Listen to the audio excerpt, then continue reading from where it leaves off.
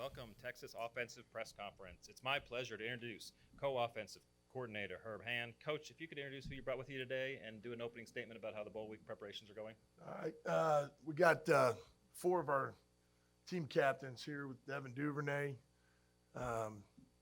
Devin was in a real cool deal, was added as a team captain about midway through the season, very, very well deserved.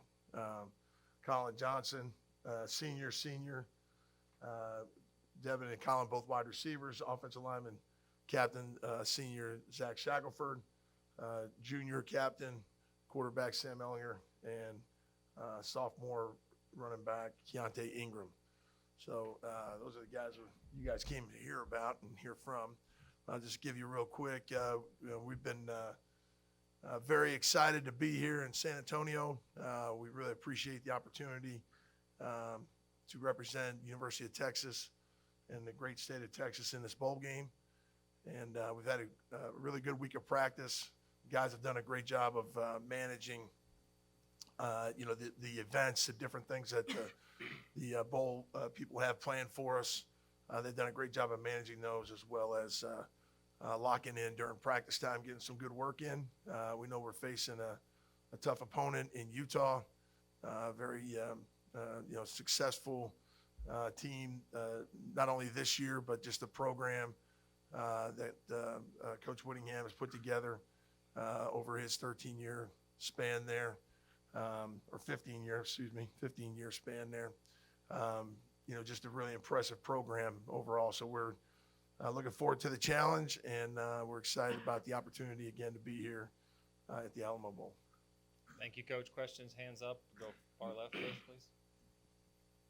Coach, Utah's defensive line specifically, has been rated as one of the best, if not the best in the country. Can you talk about the challenges that they'll face with your O-line?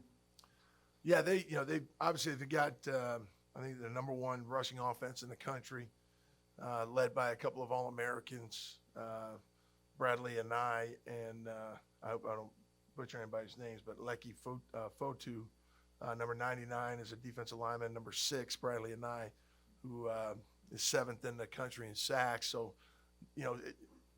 they present a challenge. I mean, they're very well coached. They're older guys that have been in the program for a while. They play extremely hard. I tell the offensive linemen all the time that when we work, it all works, and that's our challenge. We've had a good bowl preparation so far, and I know the guys are looking forward to playing on Tuesday night. Middle. Dennis Delapena, Fox 7 Austin. Colin, 1 to 10, how's the hammy? And how motivated are you to not only play your final game in Burnt Orange on Tuesday, but to shine in it? It's always hard to put a kind of a percentage on a hamstring because it's one of those like lingering injuries, but I feel great. I've been practicing for a while now. So I feel great. I'm just excited to get back out there with my team and just play the sport I love, and that's football. At the end of the day, people could argue, it's a bowl game, things like that, and a lot of people choose to sit out for whatever reason. But, for me, it's just something I just get another opportunity to play if I'm healthy, which I feel healthy right now, to go out there and play the game I love. So it just comes down to that.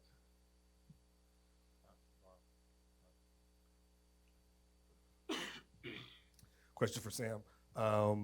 Sam, obviously you've had some success, obviously, in the past 2 bowl games that you've played in. Tell me what you're seeing as the team prepares for this bowl games. Are you seeing any traits of that success maybe in previous years? Yeah, absolutely.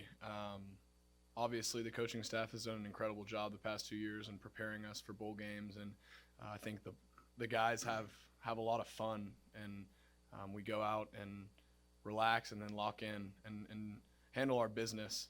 And I've seen that this week for sure. I think this week we've had one of the crisper practice weeks that we've had all season, and guys are just flying around having fun and playing the game that they love. So I'm really excited to get back on the field with them. Nick Moyle, San Antonio Express News. Colin, I know obviously this is not the senior season you envisioned. I'm just wondering, what it's been like to deal with all the injuries, and then I know you touched on it a little bit before, but what does it mean to get to play, one more game in the state of Texas, just, about an hour and a half down from campus? This year has been beyond frustrating, just being honest on a personal level.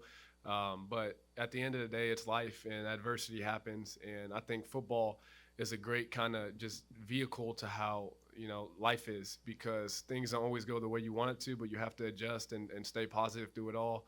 And being a team captain and stuff also helped me, because I don't only have to think about myself. I have to think about the team, and I have to think about how they look at me. So I got to be a light every day I show up to work, per se, and practice and try to lead those guys, even if I'm not physically on the field. But like I said, I'm just excited to get back to playing the game I love, and that's football, and it just comes down to that.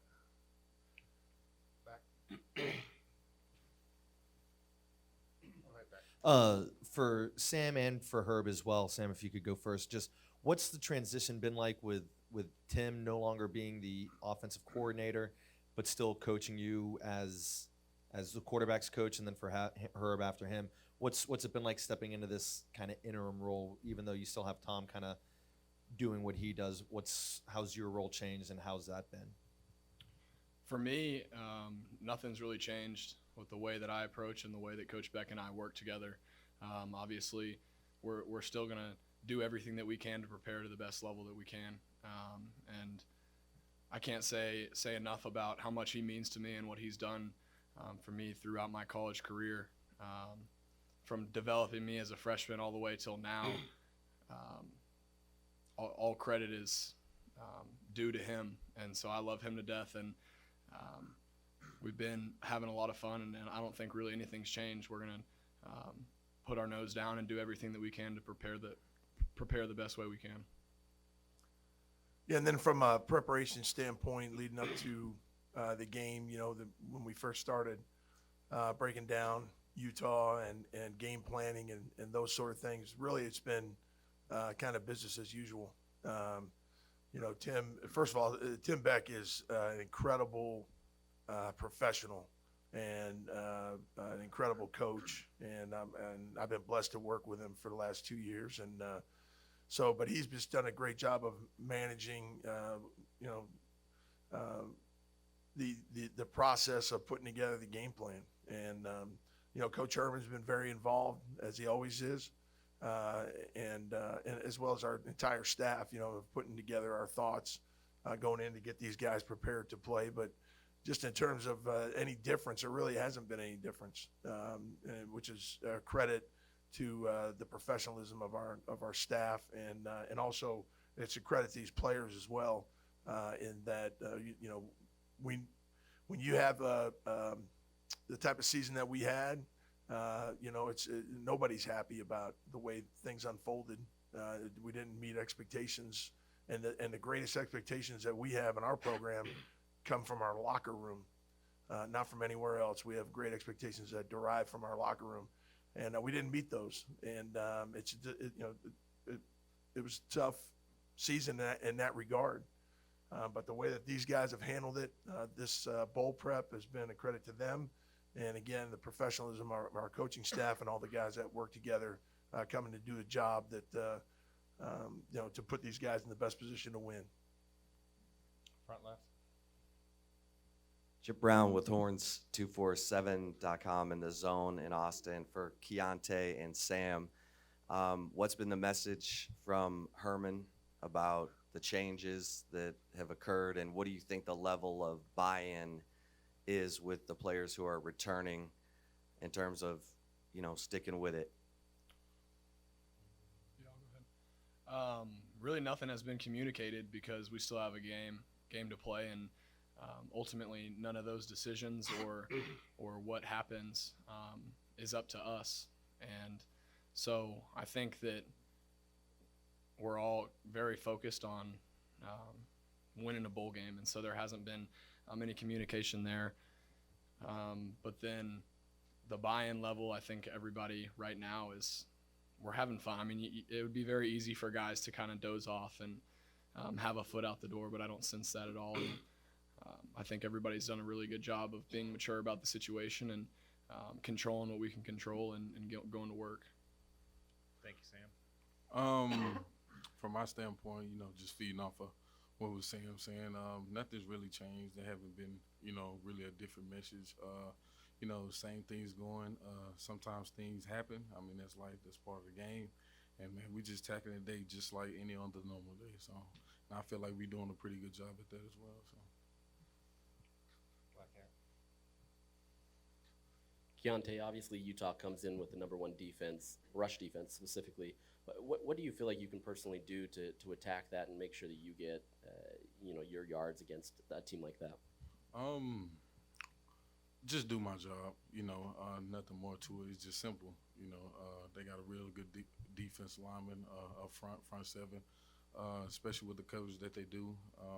I feel like it's nothing special, nothing that we haven't seen before. But the only thing that I can do from my standpoint is just do my job, play my role, and stay on the same page and the path that we need to in order to win the game. Question there then, Kurt. My question is for Devin. Excuse me, Mike Harge, AM 1300, The Zone. Devin, you've had a pretty interesting career since you got to the University of Texas, but can you touch on your journey from your freshman year when you made the decision to leave to come to Texas to where you are now and how everything's finished up for you? Yeah, I just came here, felt like it was the best thing for me, and enjoyed the people I was around, and so yeah, that freshman year, then they ended up leaving and got a new staff, kind of down year, and I just kind of after that off season, just started working hard, and just put my head down and just try to get better every day, no matter what skill set I needed to get better at, so I could be better for my team, get on the field, and just produce, and whenever my number's called, I can do what I need to do, and just try to help my team win games. I want to comment on that real quick. Being able to see what the transformation and obviously the position move that Devin went through from when I first got here to where he is now. Devin has been a guy that every coach dreams of. There was no complaining. Obviously, he knew what he was capable of when he stepped foot in here, and then he got the opportunity to do that this year, and he didn't say a word about it. He just kept working hard, and and now you see all the hard work that he's put in. So it's a testament to his character, and he's done an extremely good job of doing that, and he's going to be a hell of a player at the next level. Thank you, Devin, and then Sam. I would also like to say I think it's a shame that Devin Duvernay was not up for any type of postseason award. It's a joke, to be honest with you.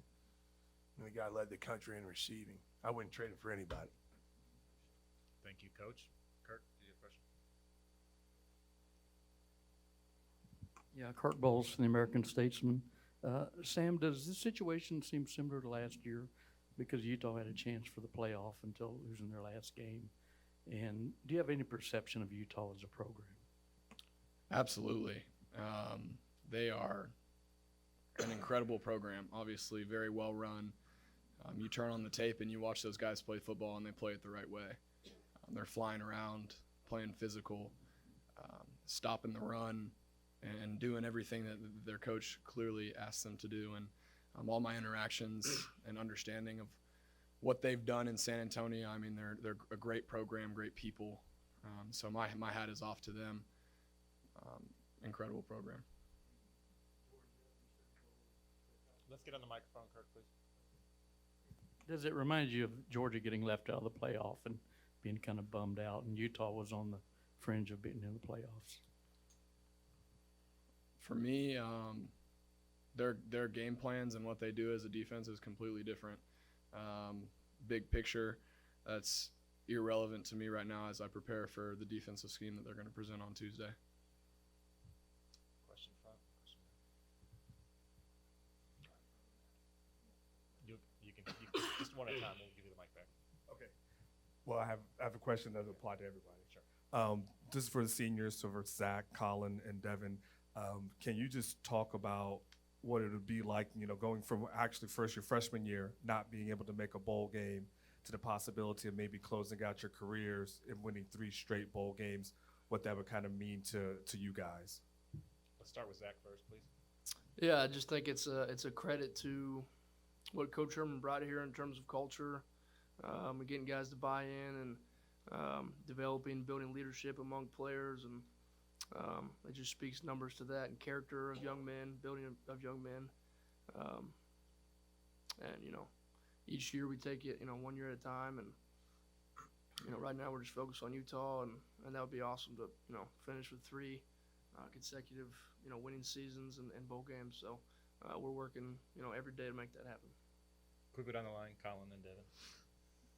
Yeah, so our freshman year, we didn't get the opportunity to play in the bowl game. And, the year after that, won the Texas Bowl, then the Sugar Bowl. Now we're sitting here today.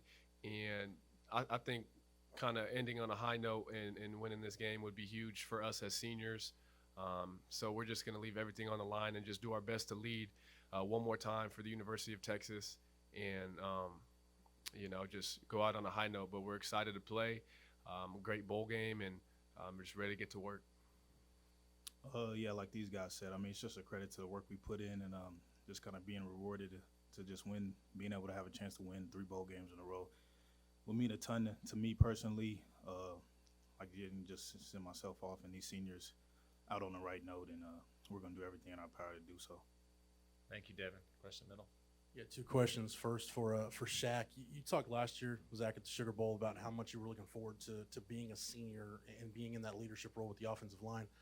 As it kind of winds down, can you just talk about that process, the leadership role you've been through this whole year?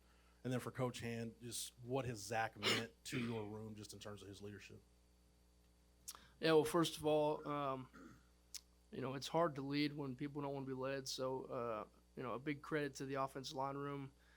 Guys really, are hungry and thirsty and for knowledge, and experience. And so I was happy that I could, fill that role for some guys and step in there and help them out in certain areas of their game and certain, whether it be a, scheme thing or just a workout thing or just, life in general. So, and that's one of my passions in life is leadership.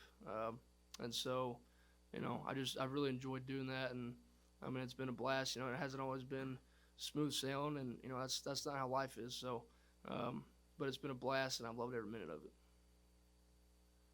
Yeah, so having Shaq in the room, it's just been an awesome asset, if you will, for the last 2 years for me as his coach.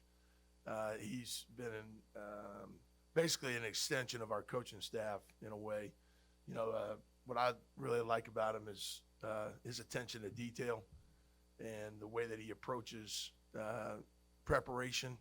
And he's really set a standard for the rest of our unit in that regard.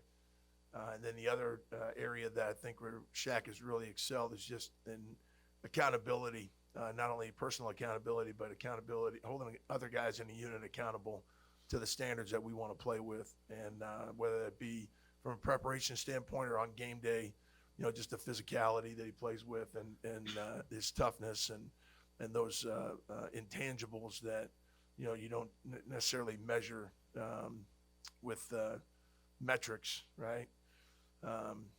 Just been a joy to coach, and I know that what his aspirations and goals are. I think he's got all the ability in the world to achieve those from a football perspective, but more importantly, he's going to be a great man, and that's what our goal always is in our program is producing guys like him.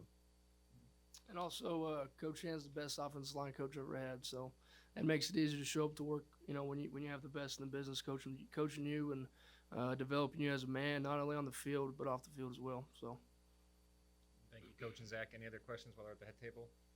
All right, we're gonna stop and break out a little bit, Coach. If